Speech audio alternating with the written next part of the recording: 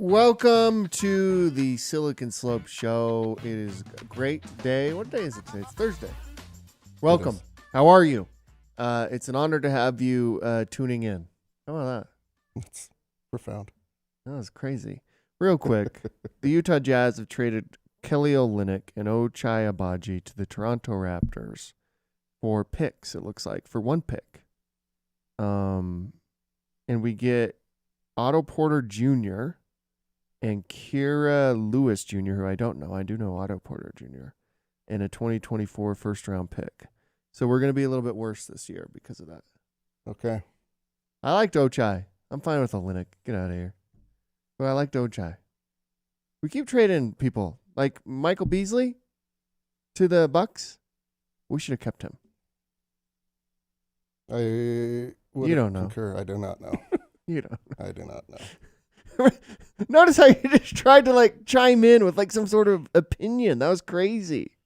I think we want to be supportive of you, you know?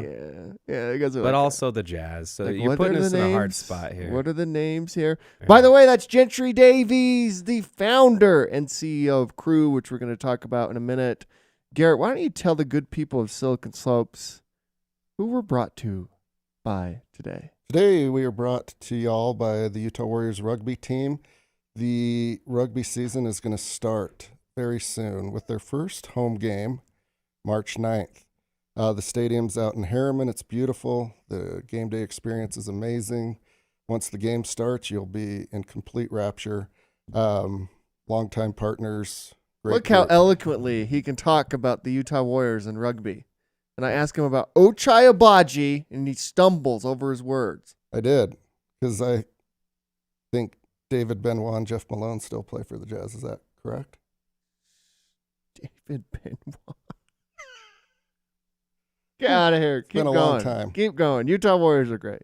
Yep. So ticketing at warriorsrugby.com or just go to their website. For those that have gone to games, no need to sell it anymore. They are just a ton of fun. I would encourage you and your team to go, in fact. Sounds like a As blast. a team building, very affordable, and you guys would have a ton of fun. Gentry, I'm on your website now. You're building banking built for families. That's right. I love this idea when it was announced first, and I believe Silicon Slopes wrote a story about it. Sure did. Tell us what you're working on. You come from Divvy. You ran product management for them. Yep. I really like this idea. Why do you like it, Clint? I like it's hard to manage finances for your kids in particular. As someone who has 4 kids, it's hard. You remind me how old your kids are.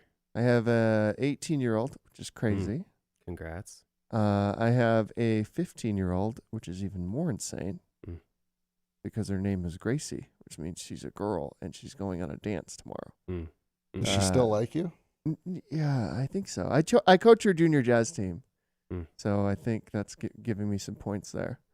And then I have a 12-year-old, and then I have Henry, who is 5 or 6. Okay, yeah, you're right in the thick of it. Yeah, I'm in it. Yeah, I was just chatting with Garrett about this. So, my banking experience, I started at a bank because my parents got a lava lamp when I was 14. What are you talking about? What is this that? This is a thing that happened. Like there were regs. You couldn't give all kinds of benefits to people back in the day, but you could give like toasters and stuff. So I think banks realize that it's a huge pain in the butt to change where you bank. So if they can get you, early on, this isn't nefarious. They want to do a good job. They want to keep you happy. Then they know that you'll probably stick around with them for a really, really long time, unless things go really sideways or you have a really great reason to move. So I gave them a good shot for 20 years. And then I was like, okay, there has to be, in the year of our Lord 2020 or whatever, a decent banking experience that doesn't look like it was built in the late 90s. So I bounced around, tried a bunch of the neobanks, and it became pretty clear. My poor wife, every couple of months I was like, okay, this one's not working. Here's a new card. You don't have to do anything. I moved everything. I'm sorry. Maybe this one's the one. And so I was kind of hopping around looking for a great banking experience that felt like it was actually built for me and for our family.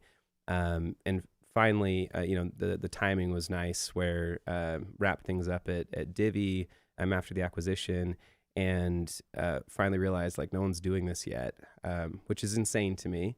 No one's built like a modern banking experience for families. Isn't that weird? It's weird. And as I was pitching it, like the usually, VCs are like, oh yeah, okay, but what about these 6 people they're doing the exact same thing as you and are a little farther along?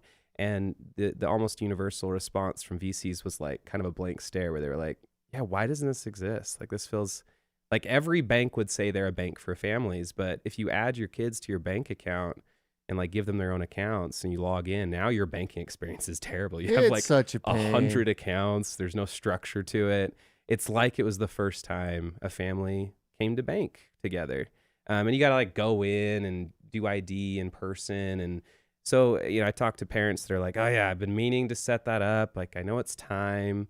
So yeah, with Crew, it's like, I think our average is 1.5 minutes to jump in, sign up, get a joint account for you and your spouse and for each of your kids so that you can be like off to the races with a really like delightful banking experience. So I have a bunch of follow-ups there. One is, how much money did you raise? Who did you raise from?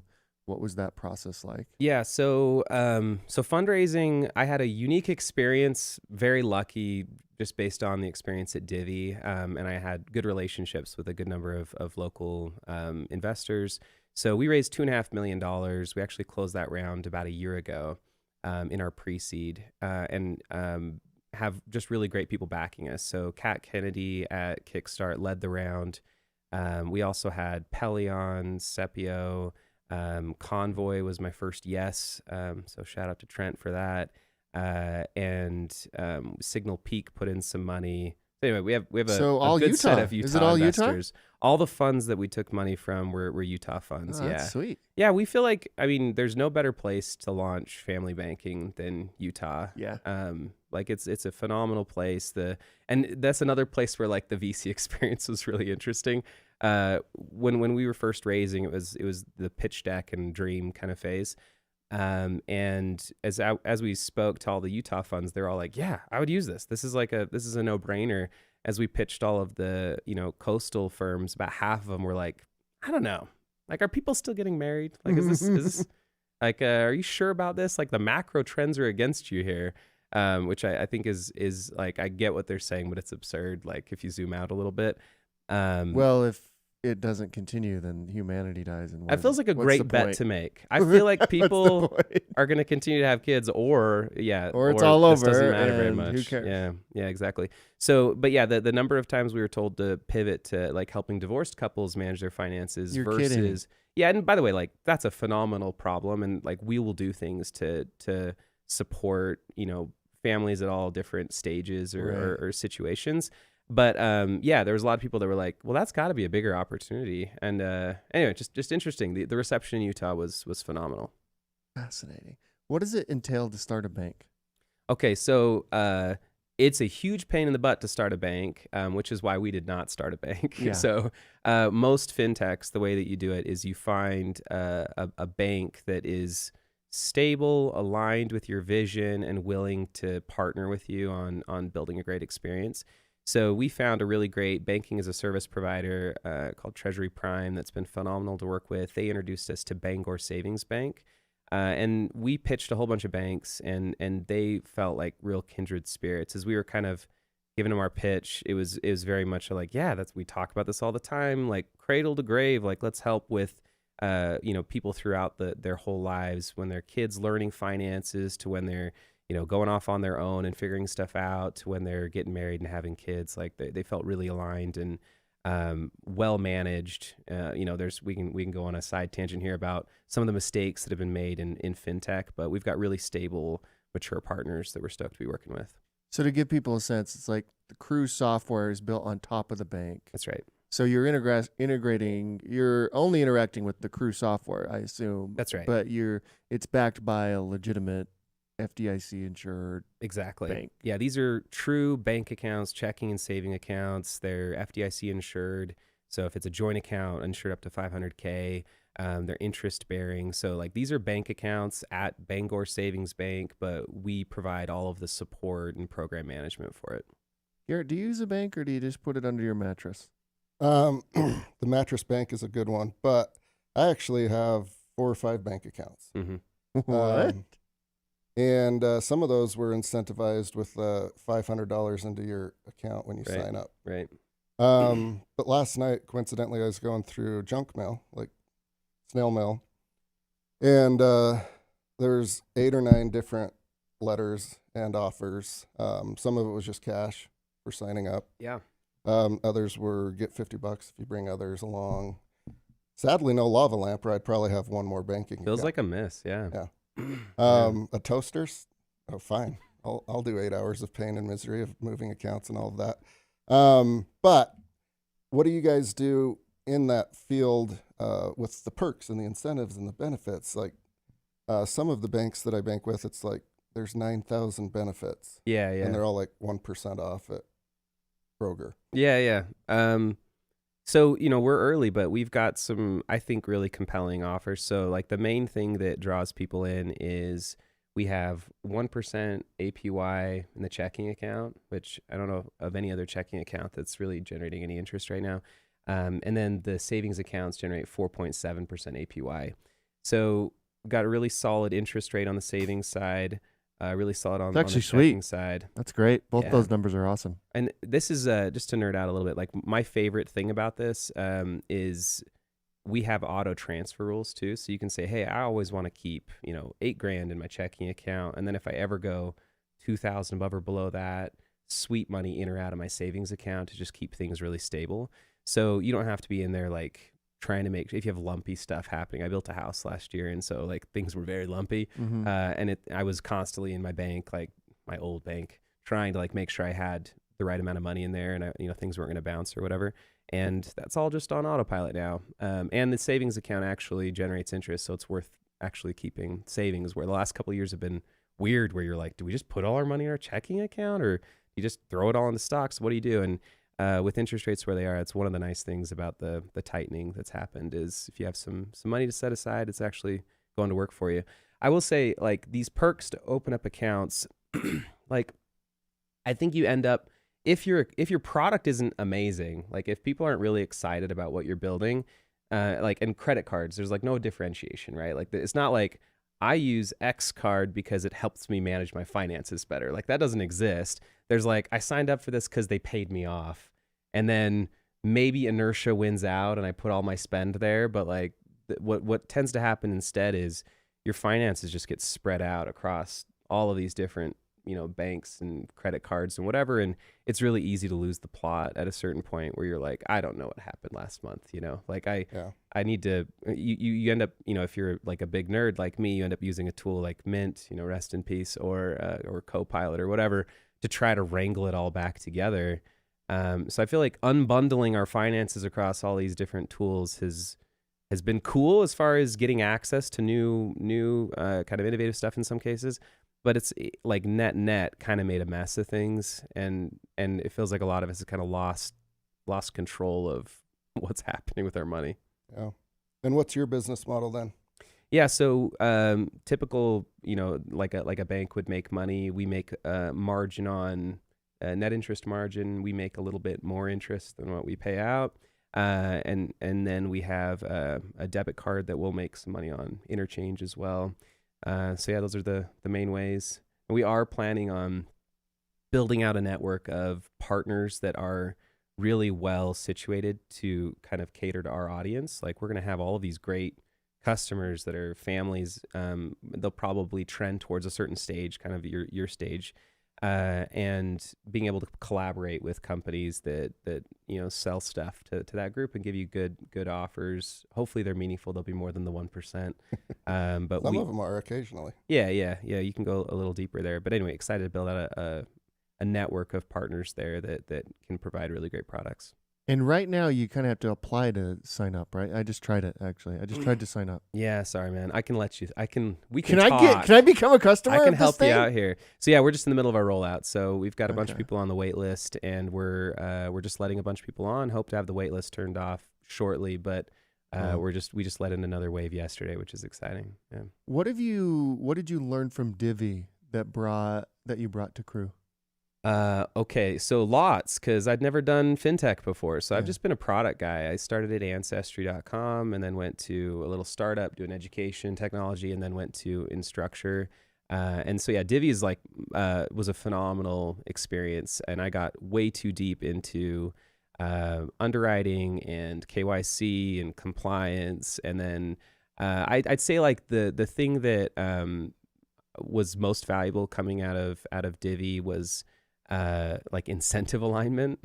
I feel like Divvy was an incredible business for many reasons, not least of which it was the opposite of B2B SaaS. Like B2B SaaS, you're trying to lock people into a contract, and yeah, you want to make a great product, but the more they use your product, the less money you make because you've got variable costs. Your AWS bill goes up marginally, and your ideal, most profitable customer is one that will pay you lots of money on a multi-year contract and renew and get, very, very little usage. Mhm. Divvy's the opposite, where it was like, if you didn't use the product, we didn't make money.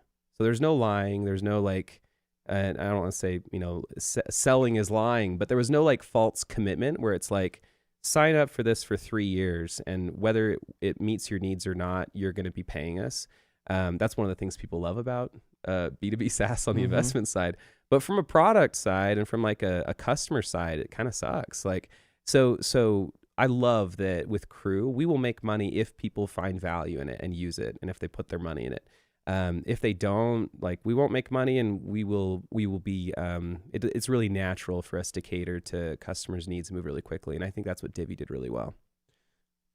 How long were you at Divvy? 3.5 years. What was that like, that ride? I mean, It was like super chill, Really? No, not at all. No, I was going to say, yeah. like, that's the fastest start to exit that I think Utah's ever seen. Yeah, it was incredible. Like, as far as time to an outcome, just feel extremely, extremely lucky. And to be super clear, I had very little to do with the success at Divvy. I joined when we were already doing 10 million in revenue or something like that. And so it was all of us were just kind of like buckled in, trying to keep, the wheels on the thing as we took off. And but it was incredibly fun. It was fun to work with a bunch of just very talented people that wanted to build a great company, a great product, all super aligned, really great leadership. So yeah, just feel very, very lucky that I got to be part of that. It seems like that company's going to have a lot of alumni start things. And go on and do other things. Yeah, I mean, already has. Like, there's, I think, like 8 or something companies that have spun out. I can't think of anything better for starting new companies than having a big company come buy you out and make things a lot less fun. And that is what has happened. Bless them. Again, very grateful for this is a huge blessing for me and a lot of other people. But if things were just like super fun still at the acquiring company, I think we'd have fewer startups, and that'd be a big bummer. So I'm kind of happy for the stirring of the pot that has naturally happened.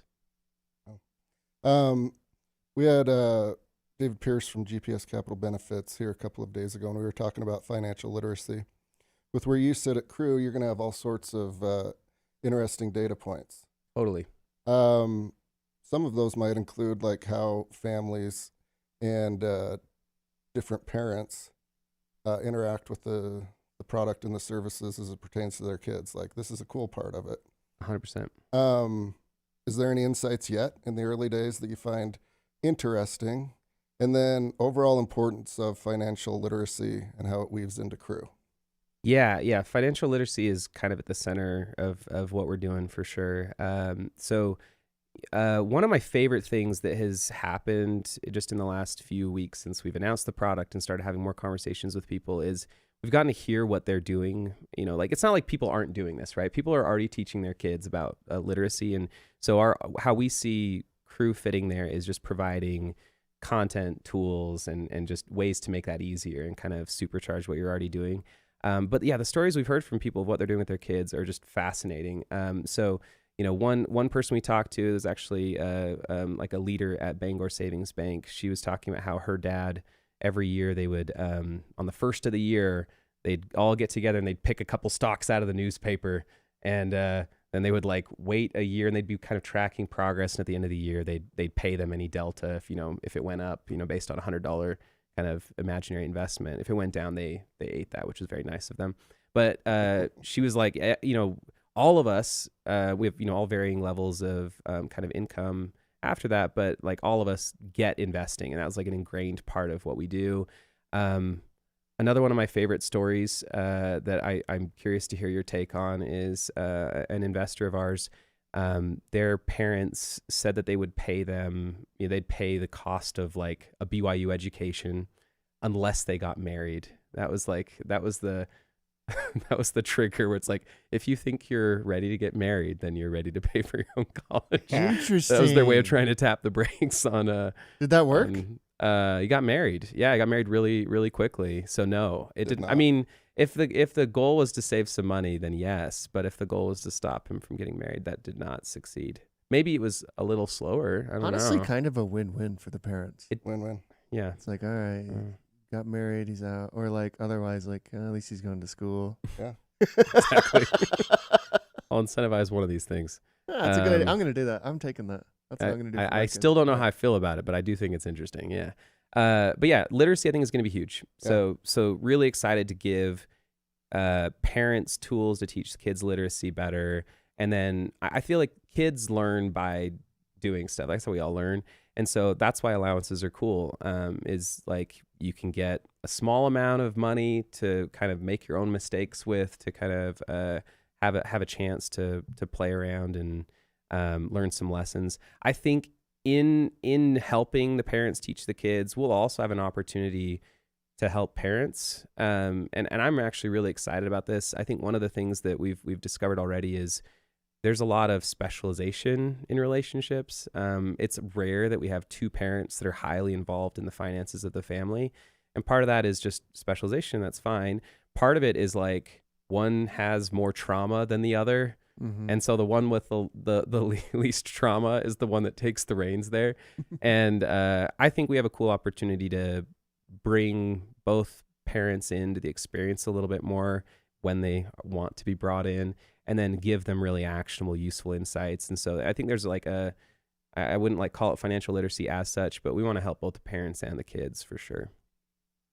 Yeah, it seems like it's either a carrot or a stick a lot of the times with allowances or chores or things like that. But there's, depending on the kid's personality, there's usually a right path. Yeah. And you guys will have like a pretty good idea. You guys wrote a little blog piece about it. Yeah. And there's a lot of ways you can do it. And I guess it really boils down to like how your kids respond, right? Yeah, for sure. And that's something, like fairness is all we cared about when we were little, or like perceived fairness. And then I think as parents, you realize like your kids have different needs. And so it's okay for you to have a slightly adapted approach for each kid. One of the things that we have a bit of a position on, but also we just want to support parents in doing what they want to do is there's a lot of research showing that allowances are incredibly powerful and they're best left disconnected from chores. And that's something that I think most people disagree with us on. I think 90% of people are like, nothing in this world is free. Go work for it. And if you're not pitching in, then you don't get paid. It's really hard to find, literature or any like experts that support that approach. The only people that seem to support that approach are software providers for like chores linked allowances, which makes sense. But I think, you don't want to give your kids trauma. That's one of the main goals as a parent, is to like reduce the amount of like stuff they have to unlearn or kind of recover from when they become adults. And I think using allowances and linking the chores, in some cases, if things go poorly, and they say, actually, I don't want to do my chores. That's fine. Just don't pay me. And then you realize as a parent, you're like, actually, this is not optional. This isn't a fun thing where like maybe you help. It's like you help because you're part of the family, and that's what we all do. And I'm being super nice to you and giving you a small allowance so you can learn about finances. And those things I think are best left separate, so that when the kid says, I don't want to do it, and you pull the allowance back, you don't teach them that money is a control mechanism, or it's like a way that your parents are trying to manipulate you. Mm-hmm. You can kind of devalue both parts of your approach if things go sour. Again, I think it works for a lot of people, but in general, we nudge people towards allowance as a learning tool, chores everyone should do because that's the right thing to do. And sometimes when you pay for stuff like that, it becomes less about community and pitching in, and it becomes more about, well, what am I getting out of this? Yeah. Interesting story, kind of along the lines of finances and money and literacy. Things seem to be going well. Low unemployment, consumer spending's good. Yeah. Stock market seems to be going well.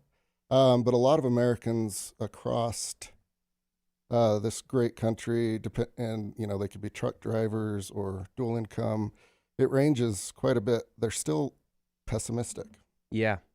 Perhaps some of that is psychological from the past 3 or 4 years. Some of it might be they're not impressed with the politics, but it is interesting that the sentiment is not lining up with the data. Yeah. The vibe session. So we call that, right? What do you think about that, and what do you think is like actually that, happening the vibe out there? session. That's good. I didn't make that up, but I like it. Yeah. That's cool. Yeah, because it's not economic for the most part. Like stuff's going pretty good. I think a big part of that has to be real estate. Like the only difference today versus like 4 years ago really is that our mortgages cost money again, where it used to just be like, here, you have a mortgage. Like it's all like less than inflation basically.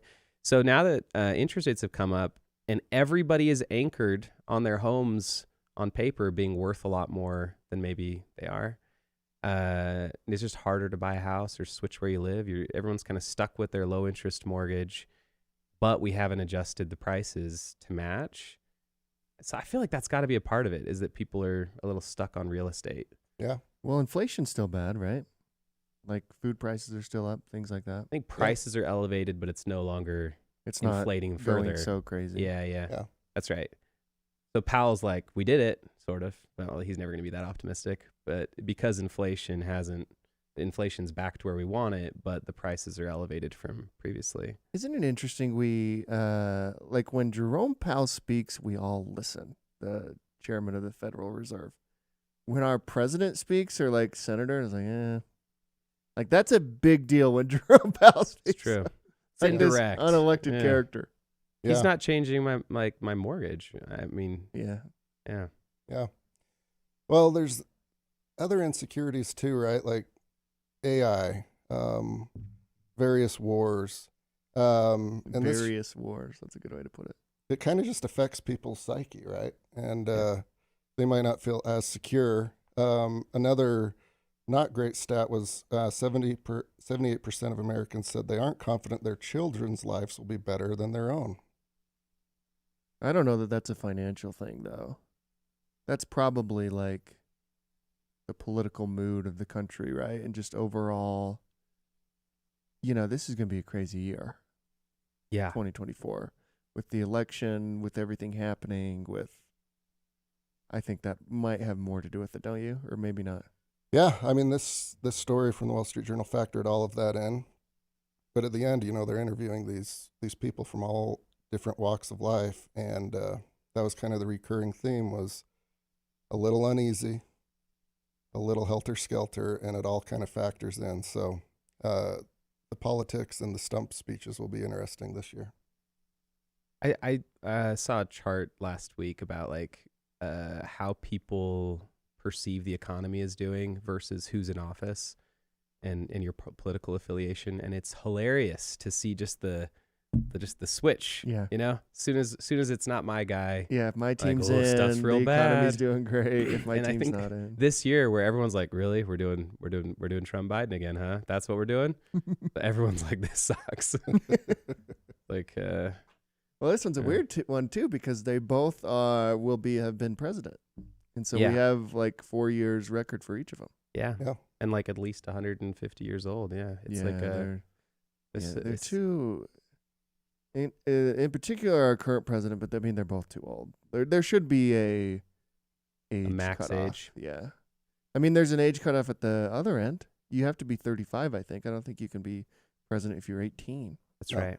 35. Yeah, I don't know who's going to push for that. It's probably not Probably not Mitch McConnell. Probably not Mitch who's McConnell. 800 years Yeah. old, or anyone else. So it doesn't matter. A lot of people who aren't yet in office. The same people are super stoked about term limits. Yeah. Yeah, everybody's stoked about term limits till they get in there. It's like, Yeah. actually, this is sweet. I just want to do this forever. Yeah, so my world is like hyper focused on the tech like VC angle, and I feel like it's even worse in tech. And I think the economic reasons for that are fairly clear, where, you know, we're often not cash flow positive yet. It's future earnings, and so it's highly sensitive to changes in interest rate. But I think, you know, the vibes in tech, I think, are not accurate. Like, I think they're not reasonable. I think people are overly pessimistic because of that. But you know, the funding environment is like the best it's ever been, except 2 years.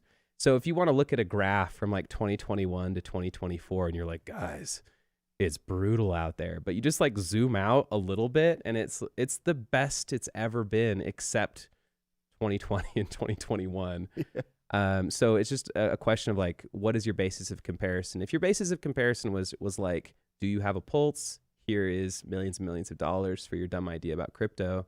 Then yeah, it's much harder than it was in 2021. But like on any reasonable reference point, like stuff's going great. It's a great time to be building something. Since you're in the fintech industry, how did you dodge the crypto bullet? Was it pretty easy? I don't want to be mean to all the crypto people. It's Go pretty ahead. easy. You can be mean. I mean, I feel like this is probably the most expensive failed experiment in human history.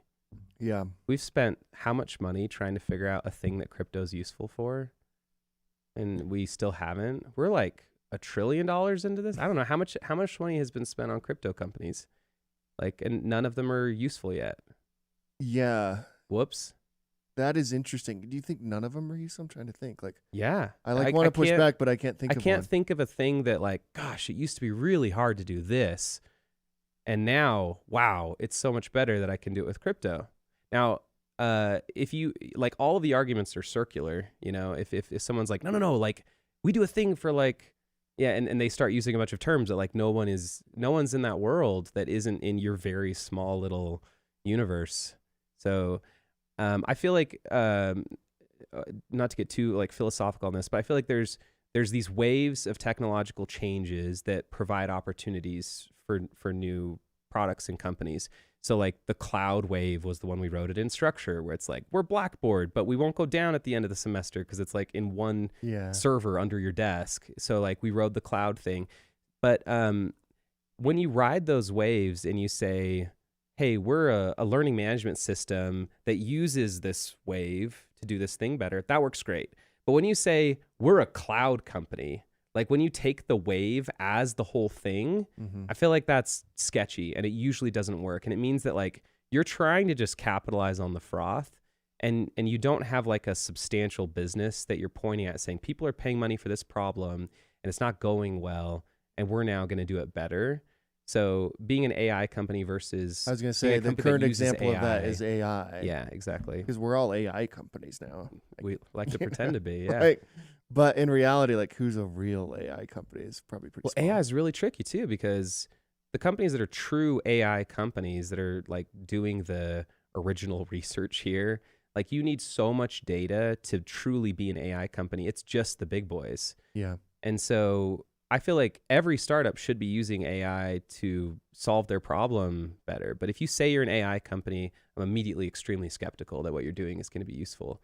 Most likely what you're doing is using ChatGPT to publish blog posts. Yeah, if you're a GPT rapper, that's a scary business to be in. Yeah, that's great. Like, because GPT can do that, and people are now using GPT. So when you were a rapper on GPT before they, had shipped ChatGPT, that was awesome. That worked really well.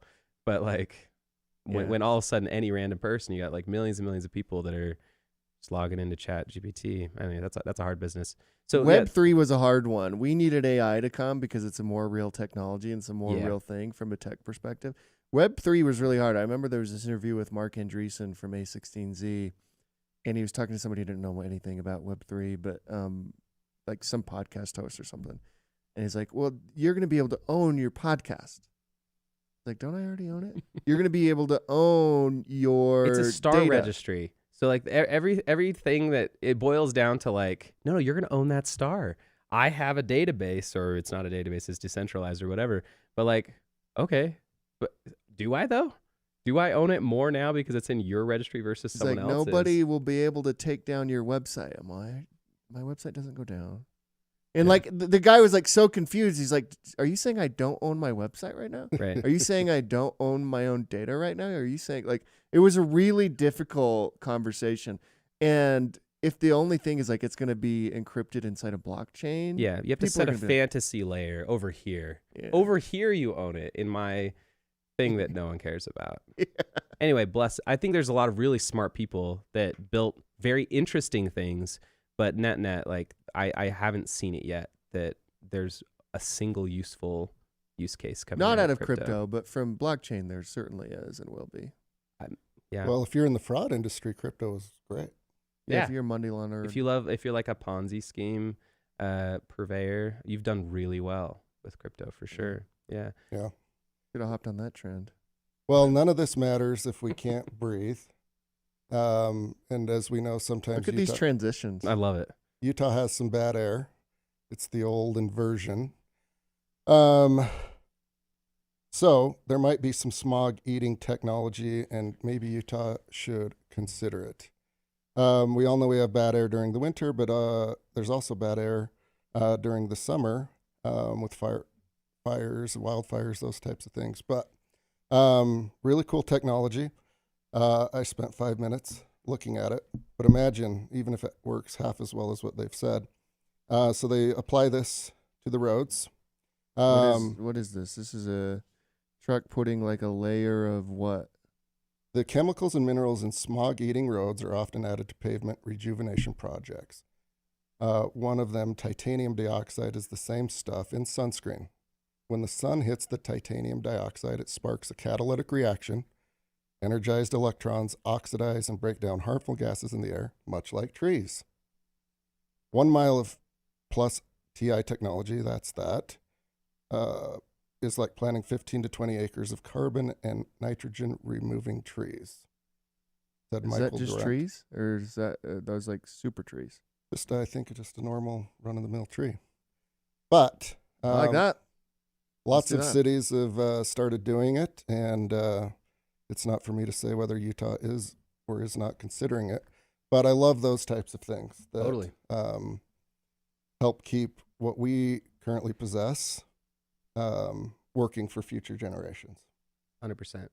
So I hope everything there checks out, because that's a pretty nice, quick solution there. I feel like most of our environmental problems where, people have said like, oh yeah, let's just behavior change and change how you do this and change, what you drive and change what you buy. That's a tough sell for sure. But I feel like we are going to build some very, very cool technology. This sounds cool. Yeah. Carbon capture, all this stuff. It feels like that's got to be our way through a lot of this, not through guilt. Yeah, stop driving F-150s and the whole world will be fine. That's weird. Yeah, I That feel doesn't like feel right. Yeah, I feel like when we get electric trucks having like the range and like the towing capacity and stuff that people need, feels like that is the way. Like it's not from just bullying people. Well, also like electric cars still use all of the same stuff, right? In the charging and thing. It's kind of interesting. Yeah, it depends. Like I have solar on my house and batteries and stuff, so like we're primarily the solar powered car. But even if you are hooked up to the I see what dirtiest you're saying. grid Yeah. possible, it's still a fraction of what you do in a regular car. But yeah, it's incremental progress. But I feel like you don't win by building like a nerdy. I mean, we know they tried this, like a nerdy, terrible like dork mobile. I'm not thinking of any car in particular, but like Tesla's a perfect example of that. Of like you could make an electric car that's super performant and fun to drive and also Were you electric. thinking of like a Prius? I wouldn't. I'm not gonna throw shade on the Prius. I thought the Prius was way cool. Honestly, okay, so Prius like, drivers loved their Prius. yeah, I'm thinking honestly, like even before the Leaf, there was like I can't remember what that was Oh, called. I forgot about the Leaf. Yeah, the Leaf. The Leaf is was the most cost-effective electric car, but like it was. I mean, we weren't like proud of how it performed. You look like the necessarily. biggest loser if you were driving a Leaf. I have some great friends that drove Leafs, and they What looked losers? awesome. Some of my favorite Your friends who people, drove Leafs looked like losers. but it did feel like they were taking one for the team, a little bit, for sure. we thank them for their service. The new Leaf. We have is a Leaf less Drivers Day like we do dorky-looking. on Veterans Day. It's like Leaf drivers. We're supporting them I today. appreciate you. Thank you for your service to this country. But yeah, I feel like people making stuff that's objectively better and also like better for the environment. That's the way forward. So, Tesla is, leading the charge there for sure. And then, I mean, I don't even know who the number 2 is. I think it might be Volkswagen. I mean, for people who are into minivans, I feel like Rivian, I love like the not a suburban Rivian, right? Like I think the RS1 is what it's called. I like their trucks too. They look cool. The trucks, I mean, it's got the adorable lights that are kind of polarizing in the front. But yeah, if you're looking for like a family car, RS1 is like one of the best options. I want that VW van though. That one looks cool. Yep, same. Yeah. I really want the VW van. Yeah. Way cool. Yeah. All What right. other news do you have? Transition us, dude. That's it. Those are You were doing pretty You're good. doing so great with transitions, and then it's just like that's it. No, we've been doing 2 a day. Those were 2 pretty good ones. It was great. Yeah, Tied well into done. a little bit with what crew team's working on. So we'll have more tomorrow. So tell people how they can get in contact with you, try crew, all that type of stuff. Trycrew.com. Hop on the wait list there if you want to give it a try. Like I said, I'm on it, dude. I appreciate you. I've been busy, or Jeez. I would have already helped you out here, but in the last 20 minutes. But yeah, hop on the wait list there. Hit me up on Twitter or LinkedIn or wherever you like to not work, and happy to chat. If you got questions, feedbacks, hopes, dreams, ambitions for what How you think big's the Crew could team be. now? Got 8 of us. Okay. You guys all remote? You work in an office? We work in an office. Okay, where and at? it is delightful. Lehigh? We're in Lehigh. Yeah, we're just next door to the kiln, and it's been super fun. Like it's a really fun stage, and it's been awesome having everyone together. That's awesome. Yeah, If you let Clint Betts in and it completely destroys your whole platform, everything you've built, will you come back on and tell us about that? yeah, for sure, I'll come give you an earful on the air. That sounds great. I for sure will use it, much If we like give- crypto platforms, and it will be fraudulent. Okay, well that's good to know. Hopefully my bank partner is listening to this, so Can't keep a wait for you to let close- me in. Keep a close eye on you, Clint. Flag that one. That's awesome. Gentry, thanks for coming on. Everybody go to trycrew.com. I think it's an incredible product. I think it's a genius product, actually. Check out the Utah Warriors. What camera am I on? Check out the Utah Warriors. Their season is coming up. When? First game is March 9th. First game is March 9th. And Jaron Erickson, founder of Sells Dojo, after many people clamoring for him, will be our guest on Monday. Oh, wow. I don't think we've ever promoted an upcoming guest. We should have done that for you. Yeah, I'm kind of hurt, but I'm really stoked about that. That'll be fun to dial into. Yeah. That's cool. Okay. See everyone Monday.